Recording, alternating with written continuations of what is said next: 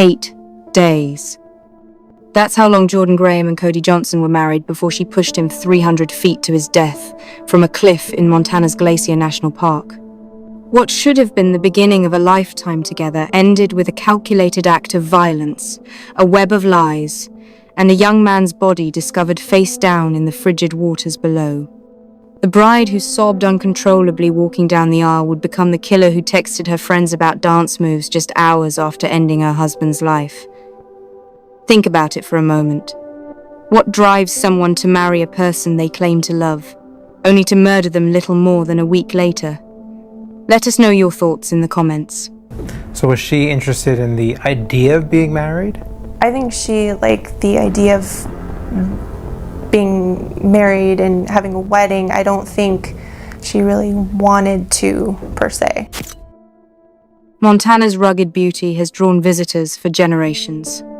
The state's vast wilderness, crowned by the stunning expanse of Glacier National Park, offers over 700 miles of trails winding through alpine forests, along crystalline lakes, and across dramatic cliff edges.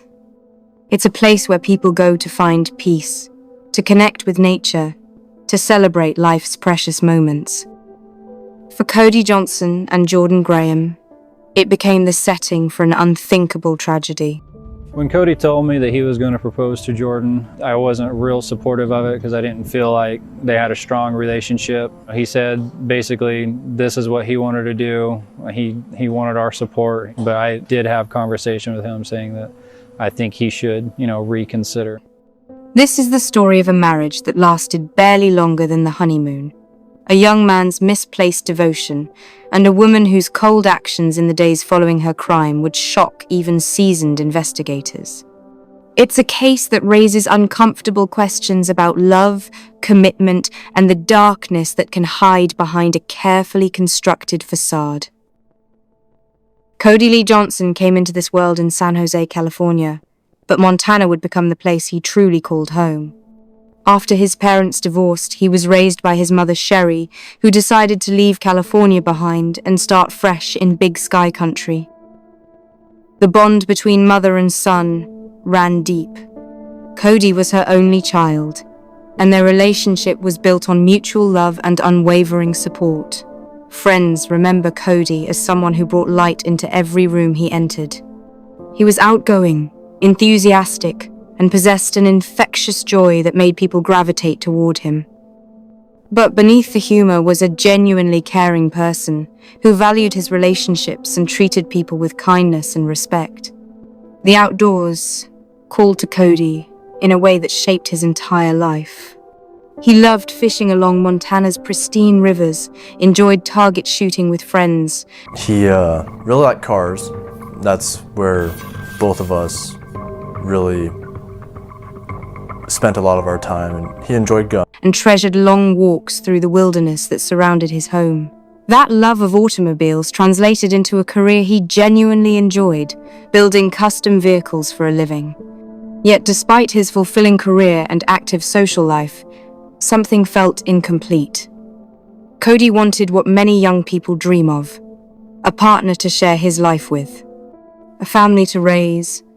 He talked openly about his desire to settle down, to find someone special, and build a future together in the place he loved.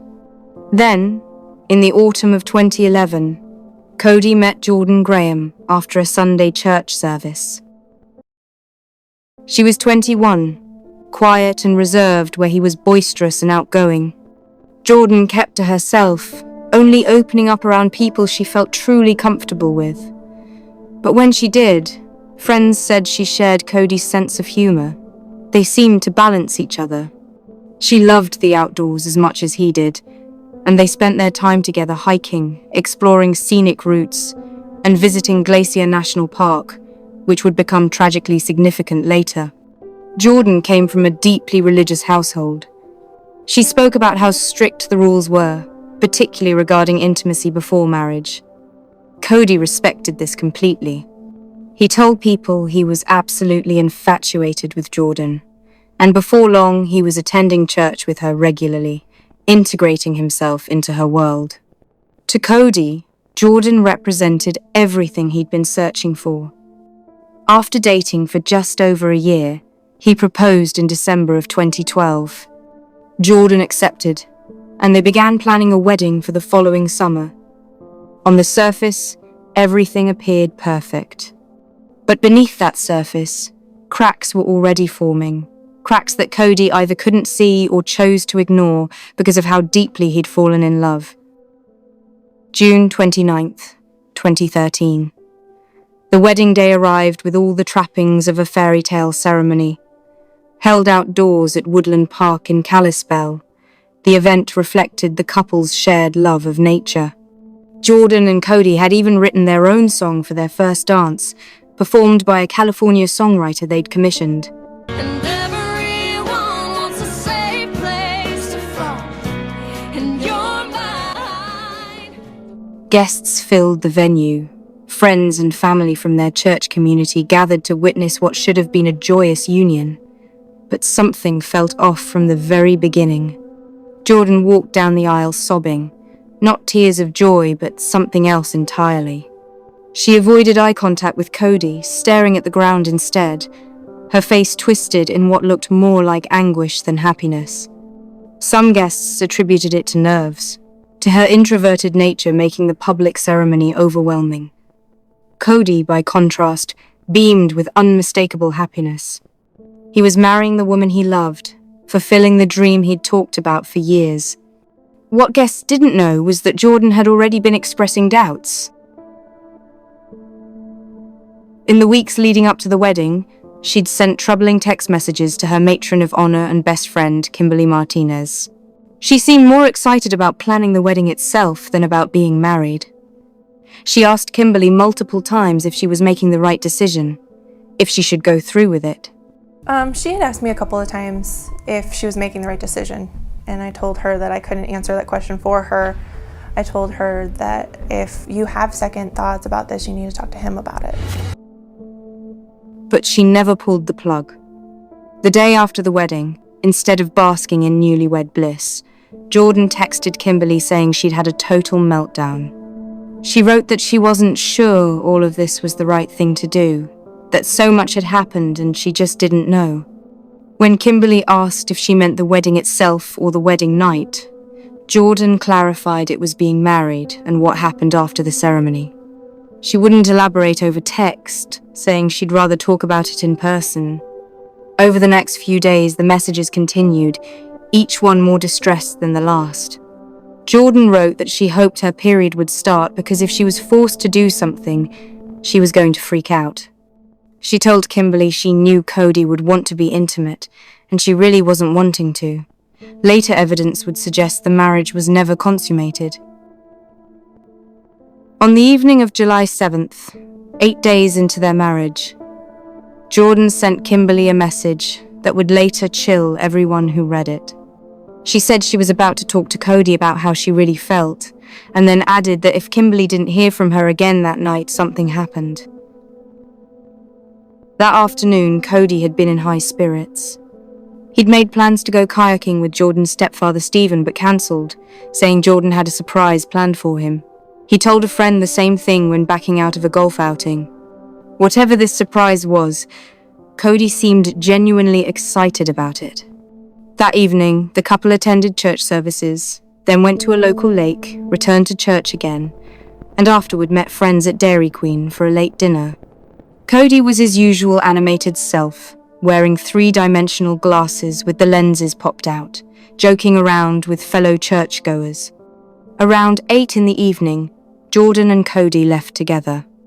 It was the last time anyone besides Jordan would see Cody Johnson alive. Later that night, around 9, Jordan was texting a 17-year-old friend named Blake about completely mundane things, discussing dance moves and couponing events. The casual nature of those messages, sent while driving away from the scene where she'd just pushed her husband off a cliff, would become one of the most disturbing pieces of evidence against her. According to what Jordan would eventually confess, she and Cody drove to Glacier National Park that night. They parked at an area known as the Loop, a popular scenic overlook with a 300-foot drop protected by safety walls. They crossed the road, climbed over the retaining wall, an action completely out of character for Cody, who was known to be afraid of heights. Once out on the dangerous ledge, they argued about Jordan's feelings about the marriage. She told investigators Cody grabbed her arm during the heated exchange, and in her anger, she pushed him with both hands. He fell face first, tumbling 300 feet down the rocky cliff face before landing in the shallow water near a waterfall. Jordan didn't call for help. She didn't climb down to check if he was alive. She didn't alert park rangers. Instead, she got in Cody's Audi and drove home, texting her teenage friend about dance moves as if nothing had happened. Monday morning, July 8th. Cody was supposed to be back at work after his week off. He didn't show up. For someone as reliable and hard-working as Cody, this was immediately alarming. His boss, Cameron, tried calling and texting but got no response. Growing increasingly worried, Cameron drove to Cody and Jordan's house around 4:30 that afternoon. He forced his way inside. The house was empty. Nothing appeared disturbed, no signs of a break-in, no obvious evidence of anything wrong. But in the garage, Cameron found Cody's phone. Cody was never without his phone. Cameron knew something was seriously wrong and immediately filed a missing person report with the Kalispell Police Department. Jordan became the first person investigators needed to speak with. Her story began simply enough. She told officers that on the drive home from Dairy Queen, Cody had received a phone call that lasted about 30 minutes. He seemed agitated afterward. When they arrived home, Jordan realized her phone was dying and she'd left her charger at work, so she drove back to get it. While she was gone, she received a text from Cody saying he was going to take a drive with someone. When she returned home, she saw him leaving in a dark-colored car with Washington state license plates. She claimed this wasn't unusual because Cody often took off with car enthusiast friends for late-night joyrides. She said she hadn't wanted to report him missing in case he came back and was angry at her for overreacting. But Jordan's story kept changing. To some people, she said they'd been fighting when he left. To others, she said there was no fight at all. In one version, she wasn't home when he left. In another, she watched him drive away. To one friend, she even claimed she'd followed the mysterious car to Hungry Horse Reservoir before losing track of it. Investigators pulled Cody's phone records and found a call from a Washington number around the time Jordan described. The number belonged to a man named Jose, who told police he'd simply called about some tools Cody had borrowed. The conversation was unremarkable, and Jose had a solid alibi. It was just a bizarre coincidence. As the search intensified, friends and family rallied together, posting on social media, organizing search parties, trying to access Cody's online accounts for clues. But Jordan's behavior struck people as increasingly odd. When friends gathered at her house to strategize, she seemed agitated rather than concerned. At one point, she took off her wedding ring and threw it across the room in frustration. Her best friend Kimberly confronted her about the inconsistencies in her stories, telling Jordan they were done talking until everything was figured out. Kimberly's instinct told her something was very wrong. Meanwhile, Detective Corey Clark noticed something disturbing while walking his dog past the newlyweds' home. In the trash can outside, he found love letters, teddy bears, Valentine's Day cards, and pieces of Jordan's wedding dress, including the shawl she'd worn to Cody's funeral. It was as if she was erasing him from her life. 3 days after Cody disappeared, Jordan arrived at the police station with her mother, carrying a printed email. It was from someone calling themselves Tony, one of Cody's supposed car buddies. The email was short and blunt. It said there was no point looking for Cody anymore because he was gone. It claimed Cody had gone hiking with friends and fallen off a cliff. Everyone should call off the search. Police immediately grew suspicious. They tracked down a Tony who worked with Cody, but he hadn't seen Cody in weeks and had never used any email associated with that account. He voluntarily handed over his phone and computer. Investigators subpoenaed Google for information about the email account and obtained data from both Cody and Jordan's phones. The next day, Jordan organized her own search party to look for Cody in Glacier National Park. She seemed to be on a mission, driving past numerous roads and cliff edges without stopping, telling her companions she wanted to go to a specific spot. She said the Holy Spirit was leading her there, that it was a place Cody had wanted to see before he died. When they reached the loop, Jordan abruptly stopped the car, leapt out, climbed over the safety wall and leaned over the edge. Within moments, she shouted that she could see someone at the bottom in the water. She kept screaming that she knew it was Cody. Park rangers were alerted, but due to the dangerous terrain and approaching darkness, the recovery had to wait until morning. The next day, July 12th, search and rescue teams descended into the ravine using ropes tied to trees. On the way down, they found one of Cody's blue trainers. At the bottom, lying face down in shallow water near the waterfall, was Cody Johnson. Investigators also discovered a small piece of black cloth nearby, possibly a blindfold. Cody's wedding ring was missing from his finger. As news spread, friends couldn't understand why Cody would have been up there at night. His friend Eddie pointed out that Cody was terrified of heights, never went near cliff edges, and always stuck to lower-level tourist routes with protective barriers. Eddie recalled Cody once couldn't even climb a ladder to change a light bulb for his mother because the height frightened him so much. The investigation tightened around Jordan. The IP address from the fake email traced back to her stepfather's house. Cell phone records proved Jordan and Cody were both in Glacier National Park that night, not separately as she'd claimed. Surveillance footage from the park entrance showed Cody's Audi with both of them inside. Confronted with this evidence, Jordan finally broke down and confessed. She admitted they'd driven to the park together, climbed over the retaining wall, and continued arguing. She claimed Cody grabbed her arm, and in anger she pushed him with both hands. He went over the edge, falling 300 feet to his death. She said it happened in the heat of the moment, that she wasn't thinking about where they were. On December 12, 2013, Jordan Graham was arrested and charged with second-degree murder and making false statements to federal authorities. The charges were later upgraded to include first-degree premeditated murder. The prosecution argued this was no accident. They pointed to the text messages showing Jordan's regret about the marriage. They highlighted how she'd told multiple people that Cody said she had a surprise for him. They emphasized the piece of black cloth found near his body, suggesting she may have blindfolded him as part of luring him to the cliff. They noted how she fabricated an entire email to misdirect the investigation.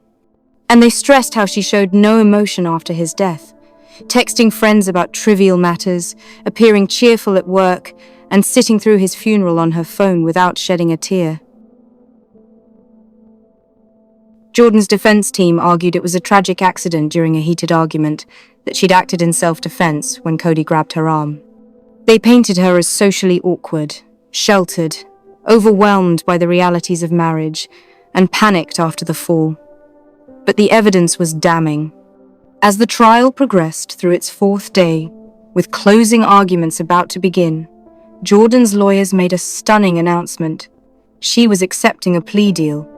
In exchange for pleading guilty to second-degree murder, prosecutors would drop the first-degree charge and the count of making false statements. On March 27, 2014, Jordan Graham was sentenced to 30 years and 5 months in federal prison with no possibility of parole. She was also ordered to pay nearly $17,000 in restitution to cover the cost of recovering Cody's body and to undergo mental health treatment. During the sentencing, Judge Malloy made clear he saw no genuine remorse from Jordan. He questioned how a normal person could kill their husband of just 8 days. He noted that only 2 people knew what truly happened on that cliff, and he didn't believe Jordan had been entirely truthful. Cody's family addressed the court, their words heavy with pain and anger. His mother, Sherry, who'd lost her only child, struggled to speak through tears. She dreamed of being a grandmother, and Cody had shared that dream with her. Now those hopes were gone forever.